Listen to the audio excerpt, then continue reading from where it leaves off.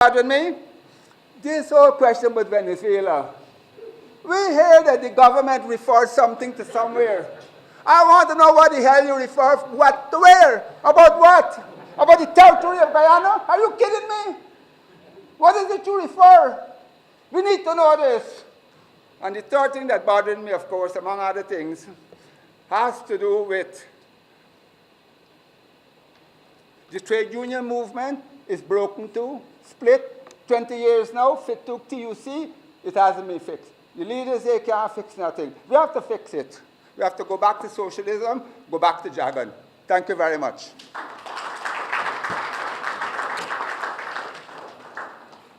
Thank you very much, ladies and gentlemen. I think you can appreciate why he likes to be introduced as simply a social commentator. Ladies and gentlemen, I'd now like to invite the young Vikram Bharat, a member of parliament for the PPP, to make his presentation. Thank you. I was about to say Dr. Scotland for his timekeeping measures. Thank you, Mr. Chairman, former President, Mr. Samuel Hines, other members of the table, executive members of the Indian Action Committee, special invitees, ladies and gentlemen, good afternoon.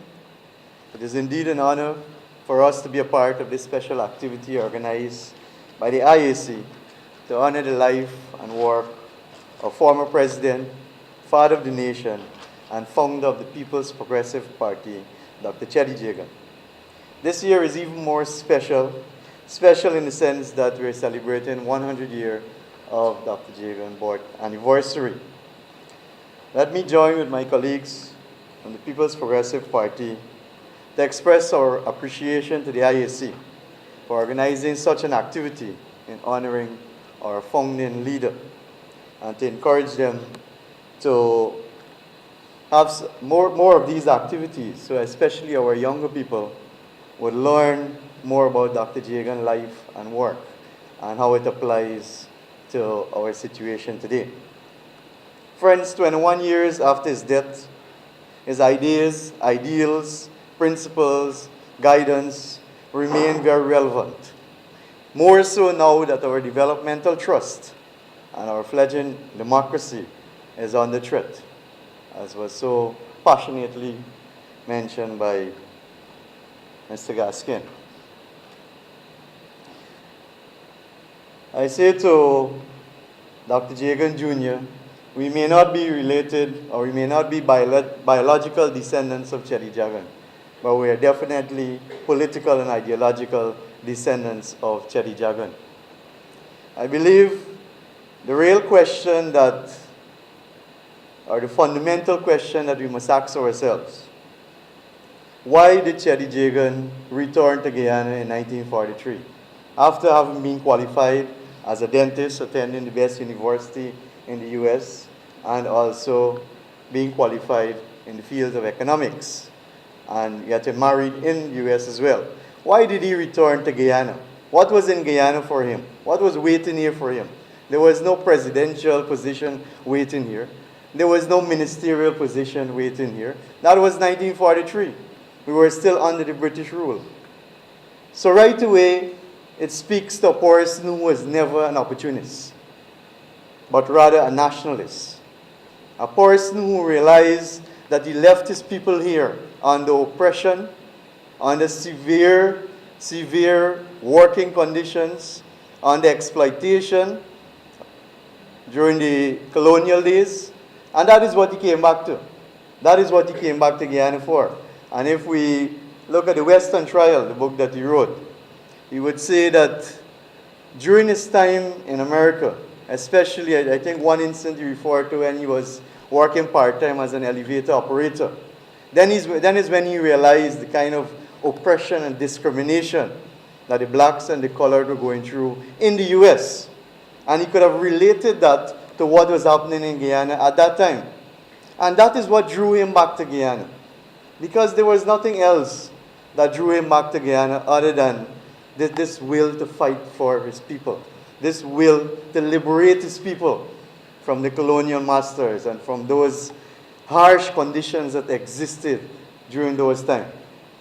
So as the speaker before me rightly mentioned, two of Cheddi Jagan's major achievement in his life would have been the fight for independence in our country, because he played a major part in ensuring that we achieve independence in 1966. I would like to add to that the adult suffrage. The adult suffrage. There's a lot of times we don't recognize the importance of that. But at one time in Guyana, you could have only voted if you owned a house. You could have only voted if your income was above a certain bracket. You could have only voted if you were a certain class. And that, my friends, didn't augurs well towards our democracy that Cheddi Jagan fought for. That was just a privileged few voting for their leaders. That wasn't the masses voting for who they want to lead them. And that also was a major achievement of Cheddi Jagan, to ensure that every single Guyanese, eligible Guyanese, have a right to say who they want to be the leader, who they want to govern them. And that was achieved starting with the PAC, which started in 1946. And even at that time, you would have realized that Cheddi Jagan realized that there is no way that one section of the population, or a leader representing one section of the population, can be successful in attaining anything during those days. That is why when the PAC was formed, Joycelyn Hubbard, Ashton Chase, they were also part of it. You realize that you need people to represent the two major groups in our country. Even with the formation of the People's Progressive Party, as was mentioned, Forbes Borman was the chairman of that party. So he said that people believe that development will come if people believe that they are part of the political process. That is how development will come. So for me, those were two of the major achievements of Cheddi Jagan. And that is why he returned to this country.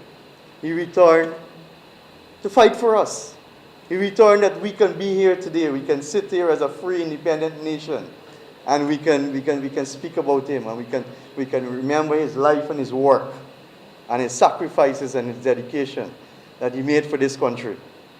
My friends, they say that great men, only a few great men are born every century. But what really defines great men? Men who make sacrifices for their people. Selfless leaders. And those are qualities that Cheddi Jagan possesses. Those are definitely qualities that Cheddi Jagan possesses. Two of the other major achievements of Comrade Cheddi Jagan. And I would like to fast forward a little bit, because I know my time is going to fast forward a little bit to 1992. Two of his other major achievements, in my opinion, would have been not the infrastructure that was built, not the debt write-off that was given to us, not as many achievements in bringing people together under those harsh times after 28 years of dictatorial rule. It was the hope and democracy that was brought back to this country in 1992. So added to adult suffrage, universal adult suffrage, and independence, I would like to add hope and democracy as two of his other major achievements coming on in 1992, when we regained power. Because there was a time in our country where people had lost hope. That is a fact. We cannot run away from that. There was a time when Guyanese had lost hope. People were running away from this country.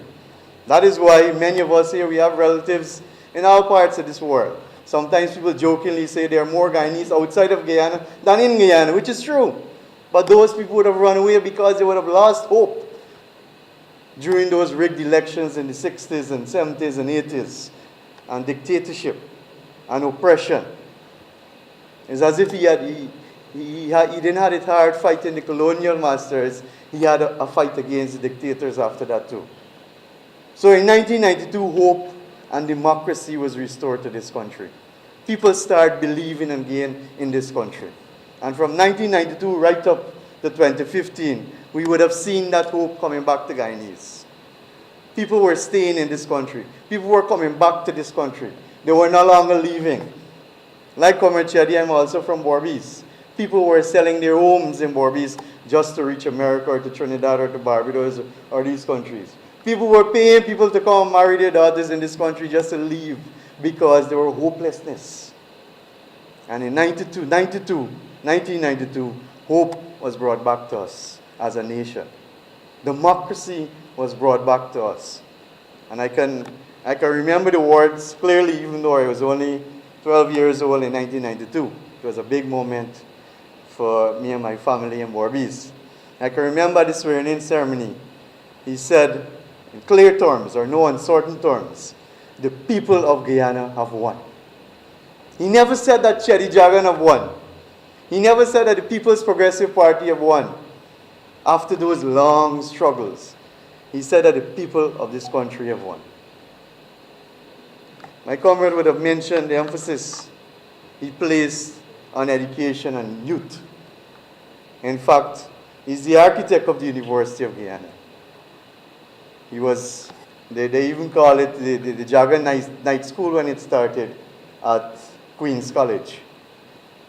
And before I close, because I know my time is running out too, I just want to point to one other significant achievement in terms of education.